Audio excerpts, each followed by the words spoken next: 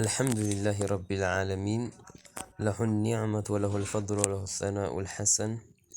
صلوات الله البر الرحيم والملائكة المقربين على سيدنا محمد طه الأمين وعلى آله وصحبه وسلم أجمعين.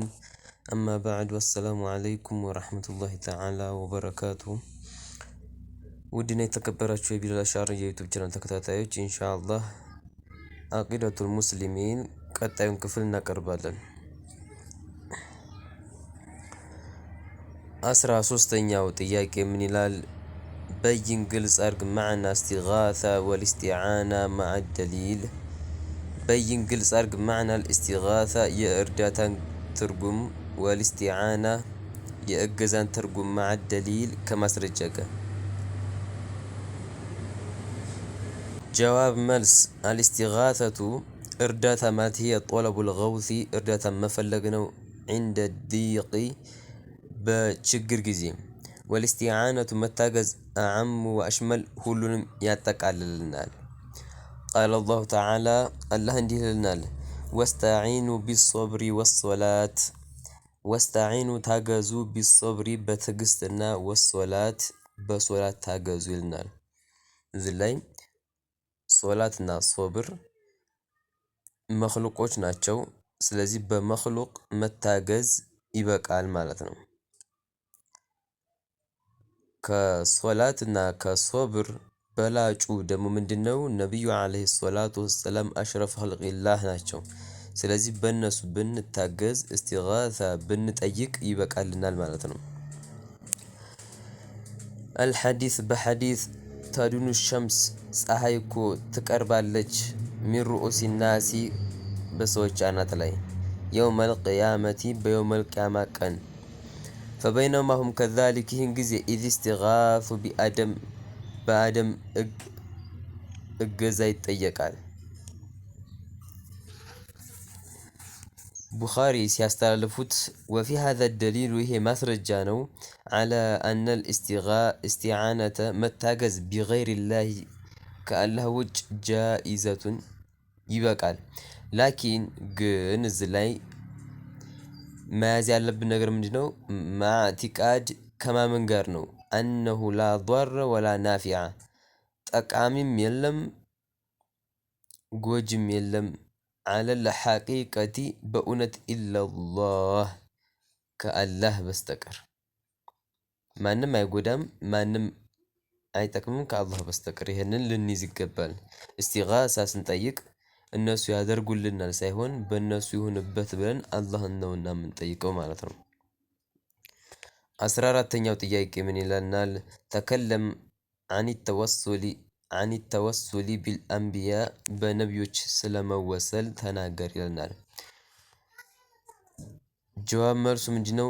የጁዙ ተወሱል ቢሂም ቢልኢጅማዕ በዑለሞች የጋራ ስምምነት በነቢዮች መወሰል ይበቃል ተብሏል።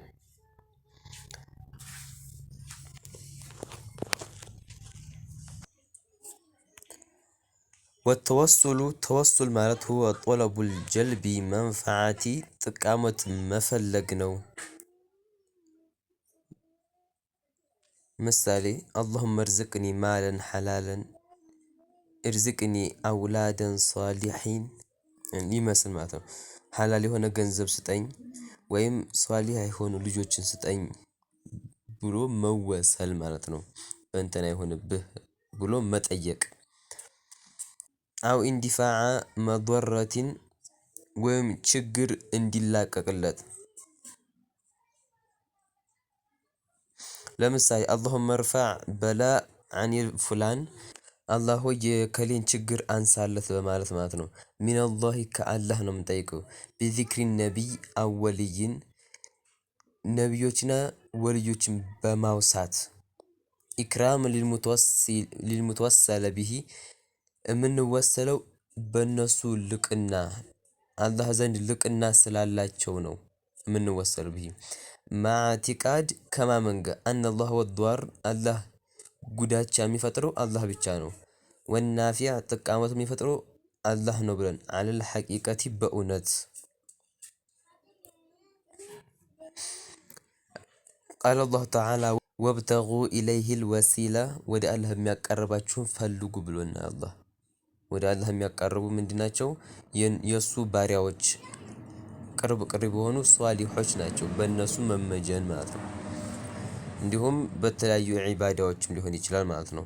በተወሰል ብቻ አይደለም ወደ አላህ የምንቀርበው በዒባዳ ሐራም የሆነው በመከልከል ጥሩ የሆነውን ነገር በመስራት الحديث بحديث الرسول عليه الصلاة والسلام علم الأعمى أورون سو أستمروتال أن يتوسل به بالناس እንዲወሰል አስተምረውታል። ይህ ታሪኩ ሰውየው እውር ነውና ወደ ነብዩ አለይሂ ሰላቱ ወሰላም ጋር ሄደና እኔ ወደ መስጂድ መምጣት አልቻልኩም የሚያግዘኝ ሰው የለኝም ሲላቸው ከሶበርክ ምንዳ ከአላህ ታገኛለህ አለዛም ዱዓ ላድርግልህ አሉት። እሱም ወደ መስጂድ የሚወስደኝ ሰው ስለሌለ ዱዓ ብታረጉልኝ ይሻላል አላቸው። ከዛም ያንን ዱዓ አስተማሩት። ፈፈዐለ አልአዕማ እውሩ ያንን ስራ ሰራ።